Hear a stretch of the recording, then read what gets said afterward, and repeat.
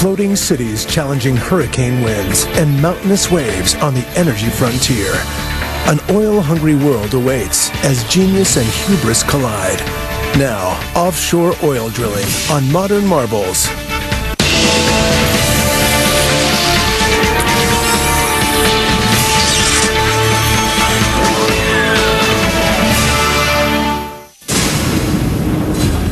The history of drilling for oil offshore is full of booms, busts, boondoggles, and bankruptcies. As far back as anyone can remember, the sea provoked the passions of risk-takers, those who wanted to make a difference. Offshore oil has never been for the faint of heart. Offshore oil has always had this sense of adventure, and there's a real keen edge that puts on it. From giant multinational corporations to independent wildcatters, the oceans became the ultimate frontier. We've had a history of having people that don't mind thinking broadly and outside the box, so to speak. There were no rules, no regulations, just go out and do the best you can and hope it works.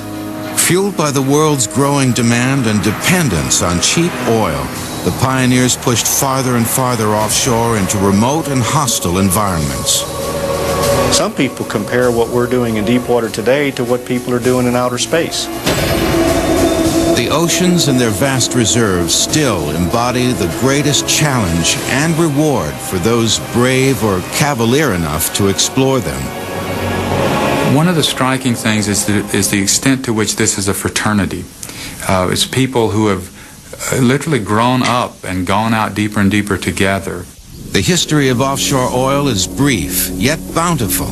Lots of crazy notions turn into brilliant ideas that materialize in mythic proportions. The pioneering spirit of drilling for oil offshore began 24 hours after World War II ended. The rationing of gasoline was lifted, and America celebrated the wonders of oil. America was ready to roll after World War II. People had been waiting 10, 15, 20 years of depression. They'd been fighting wars for 4 and 5 years away from home. They wanted to come back and get on with their real lives. And the oil industry had grown steadily from the 1880s forward, but it was really primed to boom after World War II with the growth in highways, the urge to get out and travel. After the war, demand for oil far exceeded supply. Drivers took to the roads at such a rate that gasoline sales nearly doubled by 1950. By now, oil had exceeded coal in meeting America's energy needs. It's the wildcatter idea to go find oil. It's very obvious that bigger fields can be found offshore than on the land onshore that's been explored so thoroughly. So that's a big attraction. Where do you find some bigger fields? For millions of years, everything from dinosaurs to dead plants have accumulated on the seafloor. Through time, heat and pressure turned this organic material into petroleum, which has been trapped in reservoirs by layers of rock. The Gulf of Mexico was an ideal place to start drilling offshore because it had a relatively shallow and gently sloping seabed. Many of the most popular areas for oil and gas exploration today are what we call historic deltas, just like the Mississippi, where you've got a lot of junk coming out and being deposited. The Mississippi River basically collects all of the silt and sand and other type of things from the mid parts of the United States and comes out and dumps it. And it's been going on for millions of years. So the sands that we need to be able to ultimately trap oil and gas are there and have been laid down over the millions of years. And it's just a rich, very rich environment for hydrocarbons. At the birth of the Gulf of Mexico offshore industry, it's clear that the primary constraint on development of these offshore fields will be how much it costs to drill exploratory wells. The first concept was to actually build some sort of board road out over the marsh or swamp, build a foundation, a piling, and put the rig on it. And that was a lot of construction. And so then the idea came, let's dig a canal and put your rig on a barge and float the barge out there. In fact, barges of all kinds were left over from the war and in great supply when engineers hired by Kerr McGee converted a surplus Navy landing craft into a low-tech hybrid drilling rig. In October 1947, 10.5 miles off the Louisiana coast, they struck oil. For about 5 years, the companies have more success with this system where they have the old converted World War II ships that are half mobile and half permanent. They build a small platform with a tender, they call it, and the tender holds most of the equipment and most of the men, and if you don't find oil, you can at least tow the tender vessel somewhere else. The trouble is, if you have to build a fixed structure every time you want to drill a well, it becomes very expensive. And the deeper the water, 25 feet would be 5 times as expensive as building something in 10 feet of water. In this period, those are just giant economic costs, and if you can't find a way to salvage some of the costs, you just can't compete with the onshore drillers. And it's fairly clear in the early 50s that either that question will be resolved or the offshore business will not grow. In 1954, a young Marine superintendent named Doc Laborde designed and built his own offshore drilling rig. His vessel, which was named Mr. Charlie, drilled its first well in 40 feet of water. It was one of the earliest mobile offshore drilling units. Designed to explore for oil in shallow water, several compartments in the barge were flooded, causing it to sink and rest on the sea floor, while the workstation on columns remained above water. If oil was discovered, a platform could then be built to produce the oil. If oil was not discovered, Mr. Charlie pumped the water out, packed up, and moved on to the next prospect. Between 1954 and 1958, more than 30 submersibles were built, each one different from the others. Mr. Charlie continued drilling until it was retired in 1990 and turned into a museum. By permanently mounting a drilling rig on a submersible barge, oilmen were able to move from well to well in a matter of days. This innovation not only separated the functions of oil exploration from oil production, but it lowered the cost of exploration, which helped make offshore oil a viable commodity. At the bottom is money. Control of the land meant money, and they didn't have much understanding at all in the early 50s how much money, but it was clear there was money to be made by leasing the land. In 1953, Congress passed the Submerged Land Act, which divided continental waters in two. The area within a 3-mile limit was given to the states, and the rest given to the federal government. This piece of legislation generated enormous revenues for the government, second only to income taxes. Offshore oil exploded. By 1957, there were over 100 new mobile drilling units.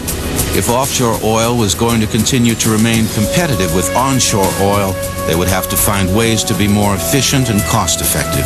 The solution was the lighter and less expensive jackup rig. The jackup is basically a floating barge with legs that are attached to the barge. So when you get to your drilling location, you jack the legs down to the ocean floor and then raise the barge up out of the water. And that way you have a stable drilling platform in which to conduct your drilling operations. The innovative jackup rig attracted the attention of a young oilman from Midland, Texas. We worked out a deal with Letourneau, who had a new kind of offshore drilling rig, 3-legged rig. None of the major companies or drilling contractors would touch it, so we kind of gambled and built the first and second and third. With little or no solid information about wind and wave strength in the Gulf, the prospectors and their rigs were vulnerable to disaster. Our timing was good.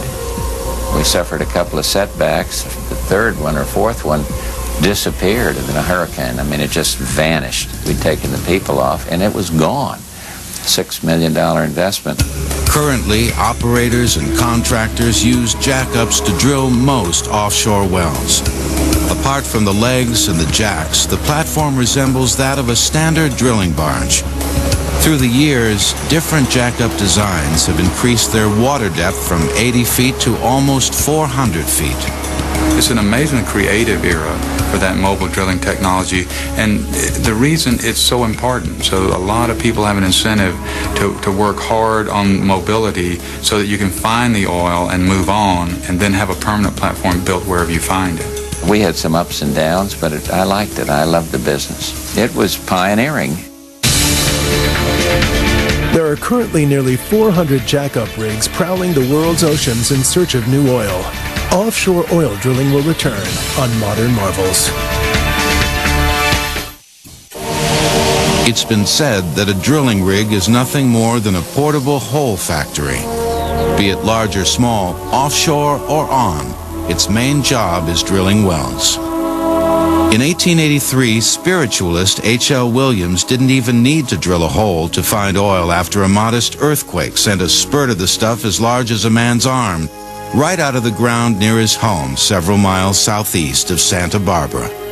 Eventually, Williams and others started drilling plenty of holes, and by 1895, there were 28 oil wells producing 16,904 barrels a year. When better producing sites were found on the beach, Williams built a rickety wooden wharf and drilled the first wells over the sea. By the turn of the century, piers and wharfs reached out 1,200 feet from the shoreline into water 30 feet deep. By 1910, all of these fields were in sharp decline, and drilling for oil off piers into the Pacific Ocean soon ran into a geological and technical wall. The continental shelf off the coast of California was steep and deep, and loaded with fault lines. The drilling techniques used in the Gulf of Mexico were impractical. If they wanted any more oil out of this narrow channel, they would have to leave land and drill deeper than they'd ever drilled before. The solution would come 50 years later in an unusual scientific experiment. It was a glorious age for science in the late 50s and early 60s. We're looking at space adventures, and they thought of the Mohole project as the exploration of inner space, they called it. If we were going toward the moon, as we thought we were, why not go toward the center of the Earth? Mohole is the name given to the area between the Earth's crust and the Earth's mantle. While the Earth's crust is approximately 24 miles thick, it is thinnest deep under the oceans. Scientists and oilmen alike were interested in drilling this deep to retrieve sediment samples that could tell them how the Earth formed, as well as how and where oil is trapped. This required, however, particularly large leaps forward in the technology of drilling offshore. The project presented an enormous challenge. How to drill to a depth of 25,000 feet at a site covered by more than 15,000 feet of water, when at the time 200 feet of water was considered a test of technology. The Mohole drill must go at least a mile deeper than the deepest hole ever drilled on land. In 1960, a group of oil companies converted a surplus yard fighter barge and called it the Swan. The vessel was designed with an oil derrick over a hole or moon pool in the middle of the ship. At this point, engineers faced two major problems if they were going to drill in deep water. First, the drilling column would have to be over 2 miles long, and second, how to hold the ship steady in waters too deep for anchors. When you go to floating drilling, the industry had to come up with ways to handle the motion of the vessel in relationship to the ocean floor, which is fixed.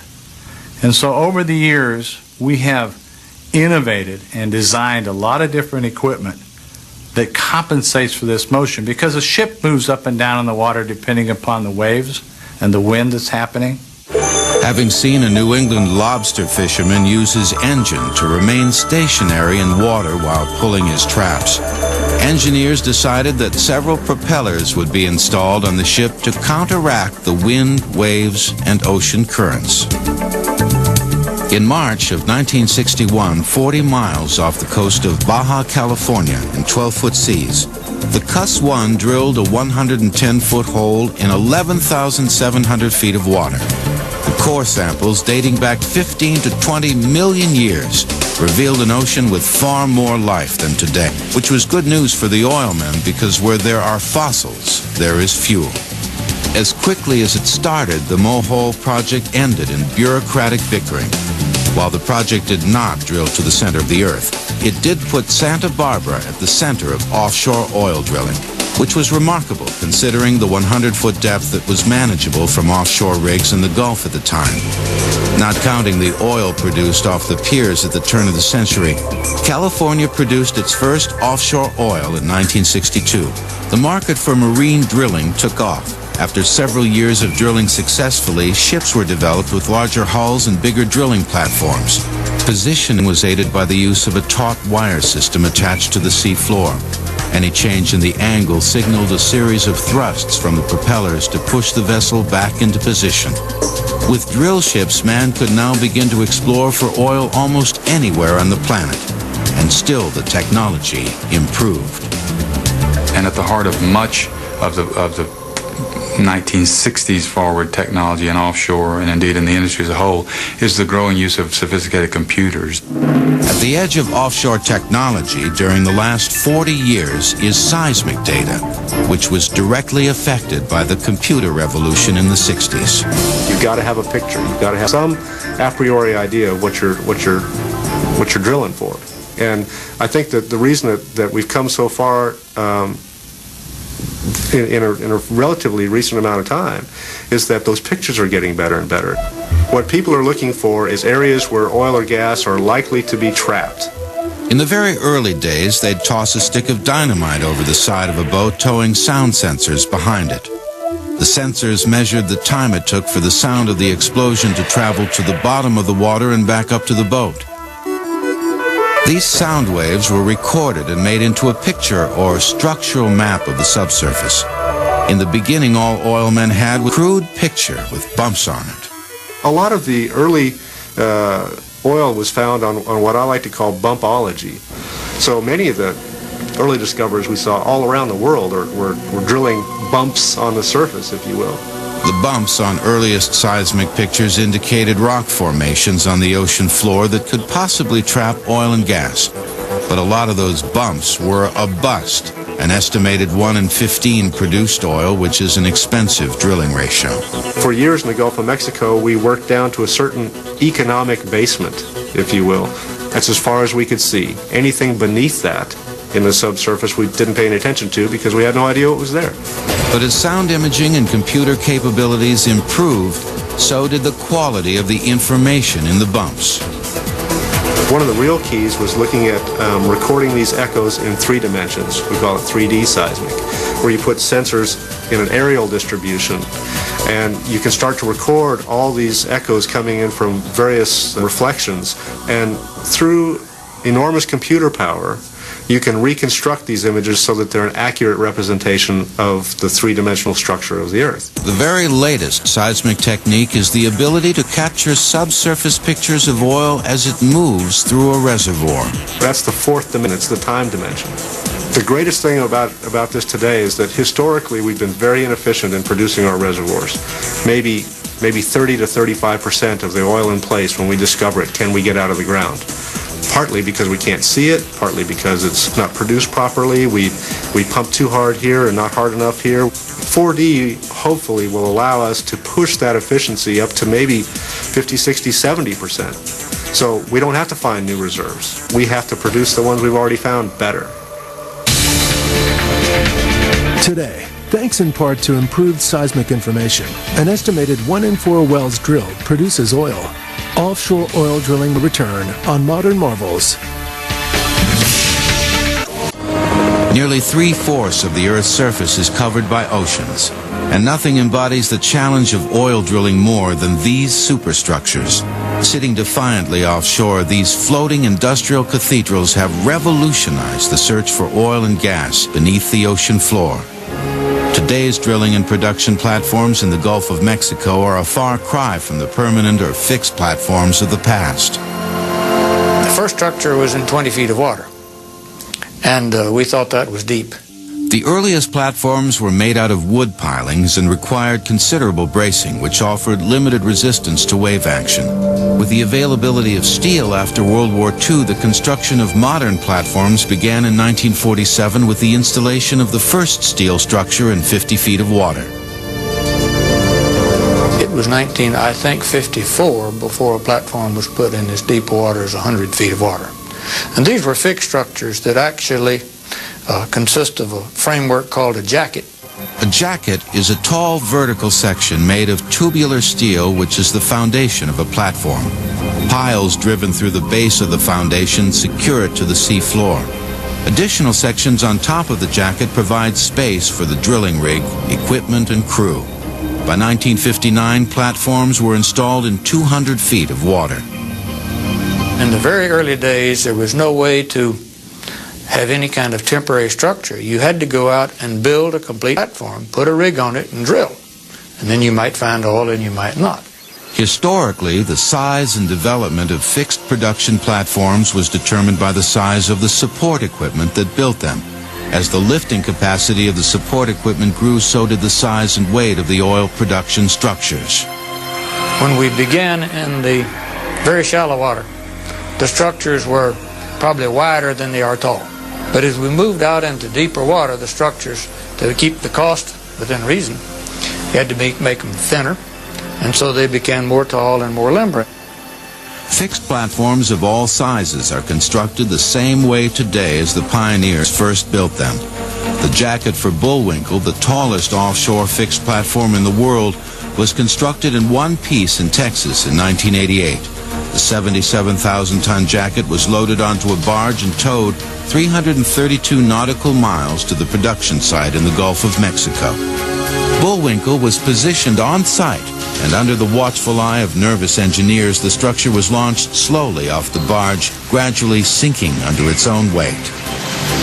90 seconds later, the skyscraper-sized structure was afloat over the place where it would be attached to the ocean floor. Engineers opened flood valves that allowed water into the lower chambers of the tubular legs, bringing the massive structure into an upright position. Today, Bullwinkle stands nearly 300 feet higher than the Sears Tower in Chicago. Drilling in depths of 18,000 feet beneath the ocean floor, this superstructure is capable of tapping oil reserves almost 2 miles away through an innovative technique called directional drilling. With a 60-well capacity, Bullwinkle produces 200,000 barrels of oil and 306 million cubic feet of gas a day. That's the exciting aspect of the thing. We're doing stuff that people never thought was possible. Since 1947, more than 6,000 fixed platforms have been installed offshore in 55 countries around the world. By 1989, the year after Bullwinkle was installed, removal of fixed platforms outpaced installations in the Gulf of Mexico for the first time in history. But the next step offshore was already underway. We're reaching the end of the fixed platform area. That doesn't mean as oil is found in the 400 and 600 and 1,200 feet of water, the fixed platform is not going to be the choice. But the real pioneering now is in the floating drilling. Located 125 miles east-southeast of New Orleans, Ram Powell is a $1 billion state-of-the-art floating drilling and production platform. In September of 1997, oil began flowing through its steel veins, 24 hours a day, 7 days a week. At the current rate, it will take an estimated 25 to 30 years to deplete an oil field estimated at 250 million barrels. Actually, it's a floating structure. It weighs 41,000 tons, and it's 467 feet tall, as high as 46 stories. Ram Powell is a tension leg platform or semi-submersible, capable of handling as many as 20 wells. Sitting in water more than 3,000 feet deep, it is secured to the ocean floor by 12 tendon-like pipes. I try to tell people that the tendons are like rubber bands, and the more you stretch them, the more tense they get or the more rigid they get.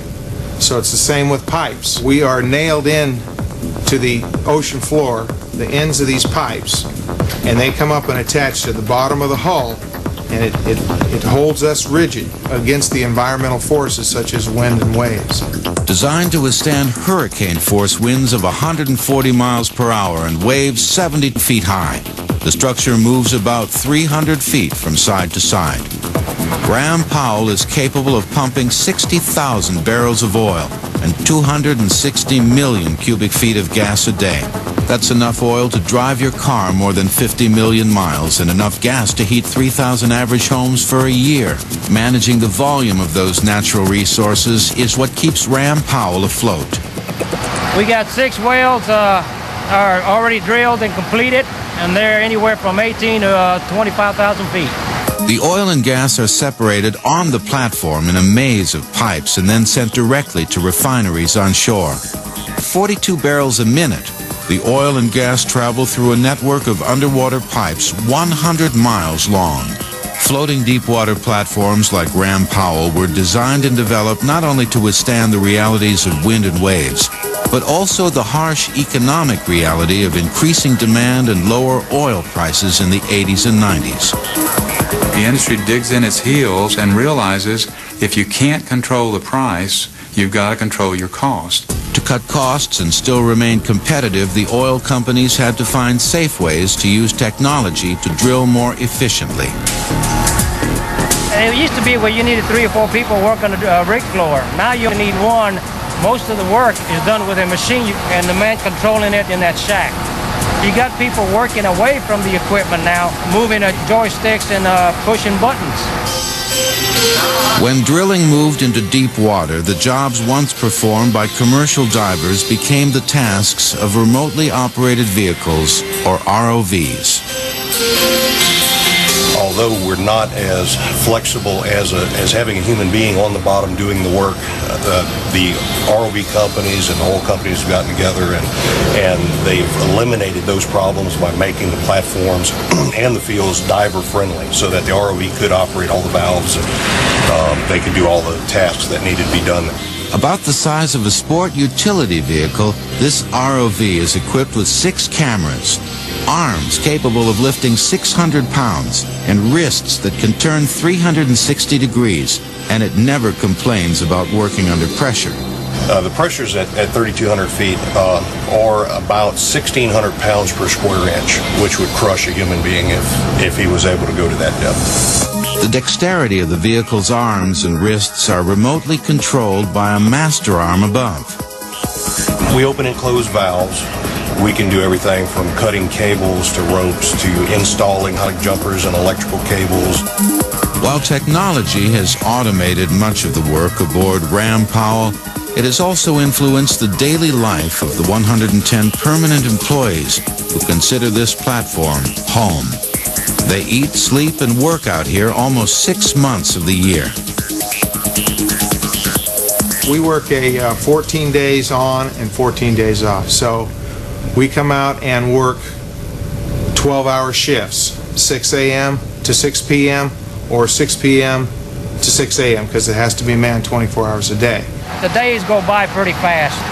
In the evening, we kind of tend to relax and kind of read and talk to the family. We're allowed to make some phone calls and keep in touch with them. Staying in touch with friends and families on shore is an important part of life out here. If they can't reach them by phone, they can use one of several computers to access the internet. But like any long-distance relationship, working offshore takes some getting used to. We've learned to adapt. The only thing is that you miss a lot of the family functions, a lot of the kids, baseball, whatever. We do miss a lot of that. The Ram Powell platform is actually a floating full-service city, generating enough power to light up 7,000 homes. It also produces 1,100 gallons of fresh water each day. But the bottom line out here is safety. With more than 1 million accident-free hours to their credit, employees on Ram Powell are expected to focus on their work. Rooms are cleaned each day and are equipped with cable television. Laundry is done for you, and more than 125,000 meals are served around the clock each year. Recreation varies from educational programs to increase your skill level and pay to an exercise room to increase your fitness. And while they are no match for the pros, offshore ping pong can get serious. Ram Powell is a reusable mobile platform. Once it has depleted the field below, it can be used as a hub for other oil fields nearby, or it will be towed to another deep water location. There are more than 3,900 oil drilling platforms working in the Gulf of Mexico today. Offshore oil drilling will return on Modern Marvels.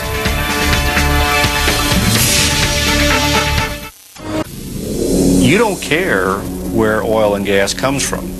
All you care about is that you can buy it cheaply. That pretty much sums up the attitude of a gas-guzzling world that's been on the move since the end of World War II. Consumption of oil in America tripled. In Western Europe, demand increased 15 times over. And in Japan, consumption increased 137 times.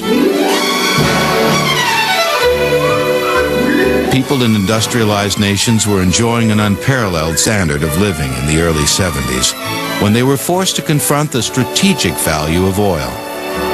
Attitudes were about to be tested for the first time as miles of motorists waited in their cars for higher-priced gasoline in short supply. The rise of OPEC and the OPEC embargo in the winter of 73 and 74 gave the producing nations authority, power to set the price and the level of production, and that was a dramatic change in the history of the industry. With the price of the world's largest oil reserves controlled by OPEC, offshore oil companies began to beef up production. In an effort to remain competitive with the cheaply produced yet highly priced OPEC oil, they could afford to explore for new and bigger reserves of their own. That price spike gives the industry the wherewithal to look at dramatic new types of platforms, dramatic size of drilling equipment, all the things that it would have to do to conquer the North Sea. The North Sea is one of the most hostile environments on the planet. A place where 70-foot rogue waves are the rule, not the exception. It would prove to be the ultimate offshore testing ground. We have a little bit of a saying in the oil field is that if it looks to be a real desolate place or a harsh environment, that's probably a place that you're going to find oil or gas. In 1970, Phillips announced that they had discovered a giant oil field of more than 1 billion barrels in the Norwegian sector of the North Sea, enough to supply the entire world's energy needs for 20 days.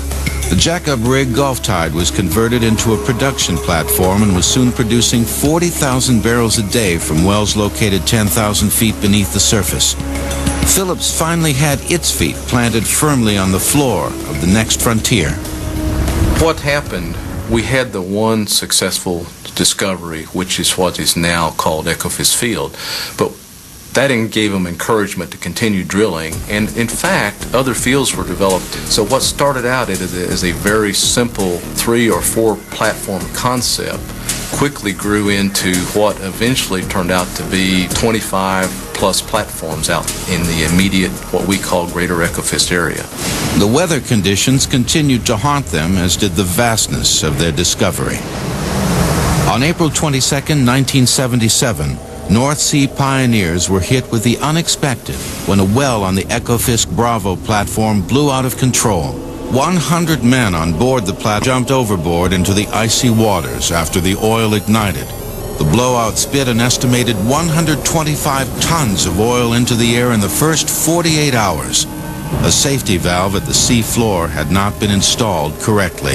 The expression a little bit that I remember when I was there and some of the old guys was the only thing between you and hell is that valve, and that's exactly what the case is. The blowout lasted for 8 days and tossed an estimated 22,500 tons of oil into the air. There were serious consequences, but luckily no loss of life. Really, one upshot was that the regulatory process tightened up dramatically after the incident. Under strict new safety measures that included better firefighting procedures, the delicate balance between risk and reward continued on a grand scale. During the heyday, we had in excess of 1,000 people living and working offshore Ekofisk at any one point in time. So that gives you some kind of sense of the enormity of the operation. But there was a problem. By 1984, engineers realized that the platforms were sinking. There were such withdrawal rates of the oil and the gas in the water over time that eventually the rock that was 10,000 feet below the surface started to lose strength and started to actually compact on itself is the term we use. To fully imagine the magnitude of the problem, you must realize that the Ekofisk complex is 1 mile long from end to end. 1 mile worth of platforms, crew quarters, production equipment, separation facilities, and storage tanks, all connected by steel gangways with miles of pipe attached underneath, weighing more than 40,000 tons, and it was sinking, along with the illustrious history of offshore oil. Then out of the blue, somebody had a big idea. No one would have have ever thought something like that was feasible. But like a lot of things, it started to build up steam, and what turned out to be really a harebrained idea in the beginning, people started to believe in. What oil workers, engineers, stockholders, and breath holders started to believe in was the idea to actually jack up 6 of the 9 sinking platforms. Jack them up 20 feet, 4 of them at the same time. Jack them up, just like you jack up a car. Sort of. After extensive research indicated that further sinking was unlikely, the harebrained idea was about to come to life. In 1987, with the world watching, several thousand workers temporarily installed 100 hydraulic jacks with a lifting capacity of 700 tons each. With the weight of the platform supported by the jacks, welders cut out a 3-foot section from each leg. Computers activated and monitored the actual elevation. Once the elevation was completed, longer leg sections were moved into place and bolted down. Amazingly, the harebrained idea worked. The $3.5 billion operation stands as a unique feat, never attempted before or since in the history of offshore drilling. And after all of this heavy lifting, the only serious accident, the loss of a fingertip and 1 toe. Since then, Ekofisk has been expanded with the construction of 2 new platforms and another 50-well unit. What we see now is, reality is that the oil that we thought would end maybe toward the turn of the century is now expected to continue for another 30 years. So it was really a remarkable feat. In 1979, 40 miles off the coast of Norway and 1,000 feet of water, Norsk Shell discovered an even larger reserve containing more than 46 trillion cubic feet of gas, enough to supply 30 million homes with energy for 50 years. Retrieving it would revolutionize oil production. Even before the gas field was considered commercially viable, Shell began building Troll, the world's tallest and heaviest platform in the calm, deep waters of Norway's fjords, safe from the force of nature's wrath in the North Sea. Reinforced with enough steel to build 15 Eiffel Towers, Troll's concrete base is as wide as 3 football fields and provides stability in the soft sea bed. Ever so slowly, 10 of the most powerful tugs in the world began to tow the largest structure man has ever moved from the relative safety of the fjord out to the tumultuous North Sea. The 174 nautical mile journey would take 6 days and was choreographed by 2 satellite systems high above. 4 days into the trip, ballast engineers flooded the huge chambers, beginning Troll's gradual descent in 1,000 feet of water. Tugs strained to hold Troll in position as it sunk to the bottom, permanently committed to its position on the Earth. In 1996, Troll began to bring up the equivalent of 600,000 barrels of gas per day. At its current rate, Troll can fulfill 25% of Europe's gas needs till the year 2010. The oil platform Troll is one of only a few man-made structures visible from space. Offshore oil drilling will return on Modern Marvels. Throughout its brief history, offshore oil has been driven as much by ingenuity, greed, and can-do attitude as it is by its need to supply the unrelenting demand for more and more oil. American motorists drive 2 trillion miles a year, a fact that shamelessly acknowledges that one of the real losers in the oil-fueled fight for the American dream is the environment. Santa Barbara is an interesting event in the offshore. Certainly the most visible disaster in the history of offshore production. On January 28, 1969, a Union Oil Company platform 6 miles offshore was drilling almost a mile beneath the surface when it punctured a pocket of petroleum under high pressure. Oil exploded so violently it ruptured the seafloor and gushed out of control. When the oil spill actually occurred in 1969, it was one of those pivotal events that just happened to be at the right time in the right place to not only cause this community grave concern, but became the catalyst for probably the national, if not national, environmental movement. It wasn't just seeing the beach blackened, it was the horror of seeing thousands of animals suddenly washing up covered with oil. And then the gruesome realization that this was not going to go away overnight. Not only was the oil not going to go away overnight, it was not going to stop for the next 10 days, dumping a total of 3.5 million gallons of crude into the Pacific.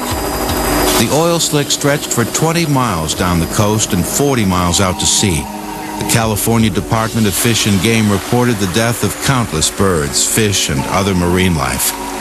Cleanup required more than 1,000 people and 25 pieces of equipment to gather and vacuum up the oil.